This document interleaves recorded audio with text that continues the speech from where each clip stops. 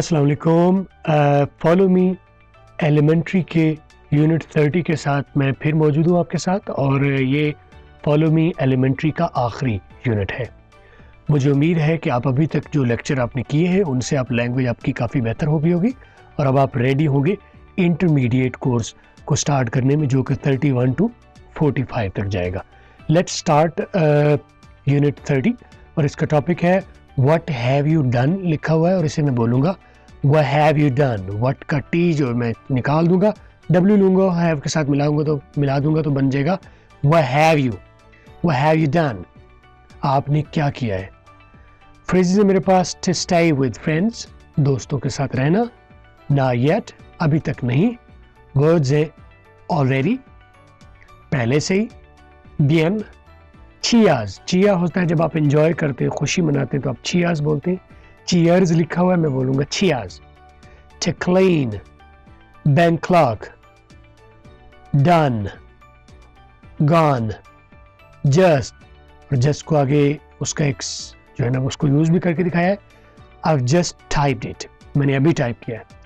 Letter, letter है तो इसे लेरा बोल सकते हैं, लेटर बोल सकते हैं। नर्स, एंड यू आर आ गया आवाज, नर्स।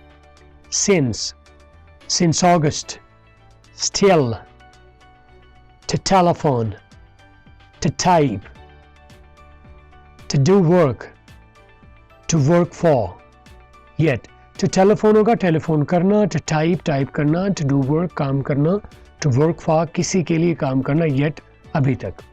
उसके बाद हम देखते हैं हमारे पास है जी अगला पेज, और इसमें कन्वर्सेशन है। I've just typed it, और इसमें बॉस और फ्रांसिस आपस में बात करें। बॉस पूछते हैं I want the letter to Mr. Johnson, मैं मिस्टर जॉनसन की तरफ एक खत चाह रहा हूँ भेजना। तो फ्रांसिस उससे कहता है I've just typed it, है यू आर, मैंने अभी उसे टाइप किया, अभी टाइप कर ही दिया है यू आर, ये लीजिए जनाब। बॉस कहते हैं and the letter to mister Bailey, और मिस्टर बेली के लिए जो लेटर था वो कहता है I haven't type that one yet, वो मैंने अभी तक टाइप नहीं किया। Boss has mister Davis telephone, Davis, क्या मिस्टर डेविस ने फोन किया है। फ्रांसिस कहते हैं नो नॉट येट, नहीं अभी तक तो नहीं किया। Boss Francis you need a new secretary, Francis you need a new secretary, Francis तुम्हें एक नई सेक्रेटरी की जरूरत है। लफ्ज है सेक्रेटरी, सेक्रेटरी नहीं कहेंगे हम, सेक्रेटरी। तो फ्रांसिस है, ये सी गलत टाइप हो गया, फ्रांसिस होना ये। फ्रांसिस कहता है यस आई डू, हाँ मुझे ज़रूरत है। आई डू हो गया क्योंकि पिछली बात जो हुई है उसी को रिपीट किया, टैग सिर्फ उसका लगा दिया तो बन गया, उसका पूरा मानी क्लियर हो जाएगा, यस आई डू, यानी कि मुझे वाकई ज़रूरत है। I haven't got a secretary, मेरे पास एक सेक्रेटरी नहीं है। जेन्स गॉन, और जेन चली गई हुई है। She is got a new job, और उसे न्यू जॉब मिल गई है, उसने एक नई जॉब ढूंढ ली है। And I am very busy, और मैं बहुत मसरूफ़ हूँ। I've typed 25 letters today, आज मैंने 25 लेटर टाइप किए। उसके बाद जस्ट और येट की थोड़ी सी एक्सरसाइज है, इसमें हमें काफ़ी सारी चीज़ें समझने को मिलेंगी जस्ट और येट के बारे में। I've just typed it, मैंने अभी अभी इसे टाइप किया। जस्ट का मतलब होगा अभी अभी। I've just typed it, मैंने अभी अभी इसे टाइप किया। I haven't typed it yet, मैंने अभी तक इसे टाइप नहीं किया। अब येट का मतलब हो गया अभी तक, और यहाँ पर था अभी अभी, जो ऊपर जस्ट था इसका मतलब हो गया अभी अभी। I've just typed it, मैंने अभी अभी टाइप किया। I haven't typed it yet, मैंने अभी तक टाइप नहीं किया। अभी इस येट का मतलब हो गया अभी तक। Has Mr. Davies telephone, क्या मिस्टर डेवीज ने टेलीफोन किया है। I've typed 25 letters today, आज मैंने 25 खत टाइप किए। आगे कुछ सेंटेंसेस है। He is still cleaning, वो अभी तक साफ कर रहा है। Still का मतलब होता है अभी तक, ठीक है।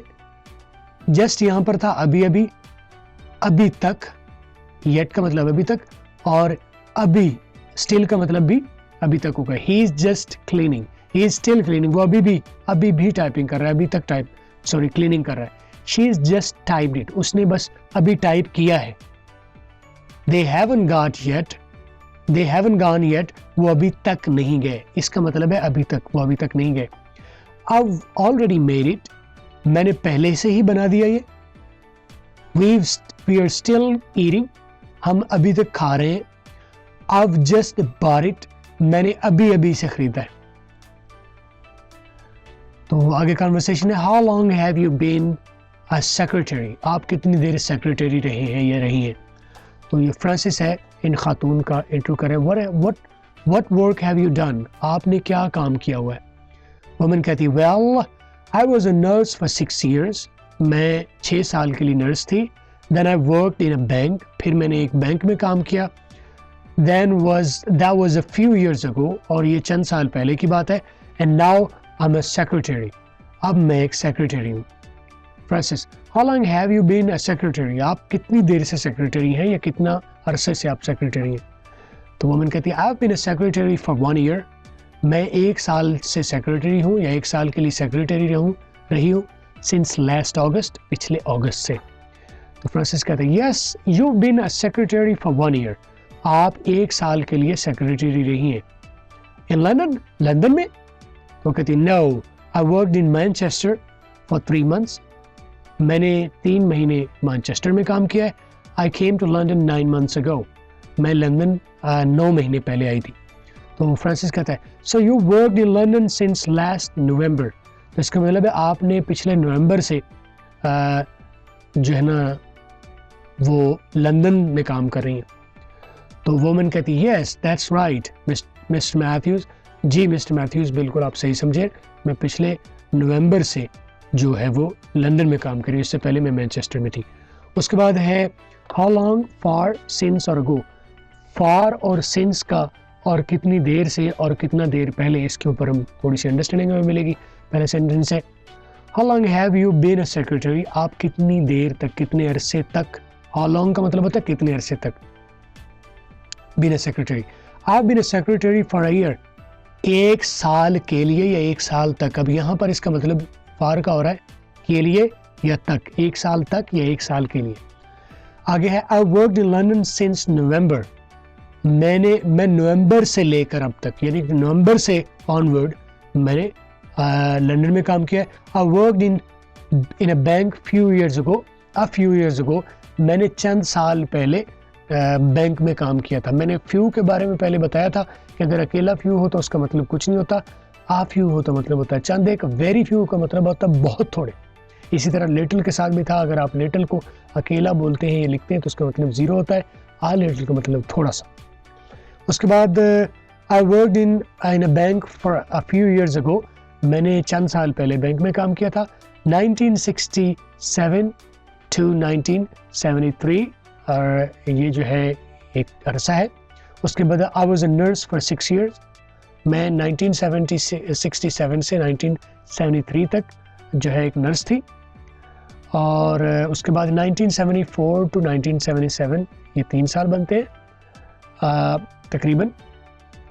तो ये बनता है, I worked in a bank a few years ago, चंद साल पहले मैंने बैंक में काम किया था। उसके बाद है जी आप देखें 1979 नाउ, मतलब 1979 से लेकर अब तक। वो कहते हैं, how long have you been a secretary, आप कितने अरसे से सेक्रेटरी रही हैं। वो कहती है, I have been a secretary for a year, मैं 1 साल के लिए सेक्रेटरी रही हूँ। तो वो कहती है, सिंस के बारे में तो सिंस कहाँ आता है, सिंस लास्ट ईयर, पिछले साल से, सिंस अगस्त, पिछले अगस्त से, सिंस मंडे यानी कि सोमवार से। और ये तो हो गया सिंस का और फार का आपको फ़र्क समझना। मैं अगला बता लेने दे, फिर मैं आपको इसका फ़र्क बताता हूँ। फॉर अ ईयर 1 साल से, फॉर 3 months 3 महीने तक, ये 3 महीने के लिए, फॉर 6 days 6 दिन के लिए। अब देखिए पहला है, इधर भी ईयर है इधर भी ईयर है, सिर्फ फ़र्क क्या है, अगर स्टार्टिंग पॉइंट का आपको पता हो किस वक्त वो लम्हा स्टार्ट हुआ था जिसकी आप बात करें, तो वो हुआ था पिछले साल शुरू हुआ था। तो स्टार्टिंग पॉइंट की अगर आप बात करें तो हम फिर उसको करते हैं सेंस करते हैं। अगर हम टोटल कैलकुलेटेड टाइम बताएं कि उस वक्त से लेकर अब तक टाइम कितना हो गया, वो ड्यूरेशन को अगर हम मेंशन करना चाहते हैं तो उसको हम फार कहेंगे। यहाँ पर एक फार ईयर, अब ये इसमें ये पता नहीं है बताया गया या ये मेंशन नहीं किया गया कि किस वक्त से लेकर ये स्टार्ट शुरू हुआ था। ये 1914 से 1915 है, 2014 से 2015 है, 2013 से 2014 है, या 1970 से 1971 है। वो ड्यूरेशन बताया गया है, स्टार्टिंग और एंडिंग पॉइंट नहीं बताया गया। तो जब आपको ड्यूरेशन बतानी हो तो आप फार इस्तेमाल करते हैं, और अगर आपको स्टार्टिंग मोमेंट बताना हो जब से जिस वक्त से वो काम शुरू हुआ है तो उसको हम सिंस कहेंगे। अब ये पिछले साल काम शुरू हुआ था तो हम इसे कहेंगे सिंस। एक साल से काम हो रहा है या एक साल काम किया तो फार। सिंस अगस्त से, स्टार्टिंग पॉइंट अगस्त है। यहाँ पर सिर्फ 3 मंथ्स हैं, 3 मंथ्स गिन के बता दिए गए। अब ये नहीं पता ये अगस्त से शुरू हुए थे, नवंबर से शुरू हो गए थे, दिसंबर से, जनवरी से, फरवरी से, कोई पता नहीं। सिर्फ 3 महीने, कोई भी 90 दिन का ड्यूरेशन है। 90 दिन को हम फार कहेंगे, फार 90 डेज, फार 3 मंथ्स। लेकिन वो जिस वक्त शुरू हुआ था, अगर अगस्त में शुरू हुआ तो हम उसे कहेंगे सिंस अगस्त।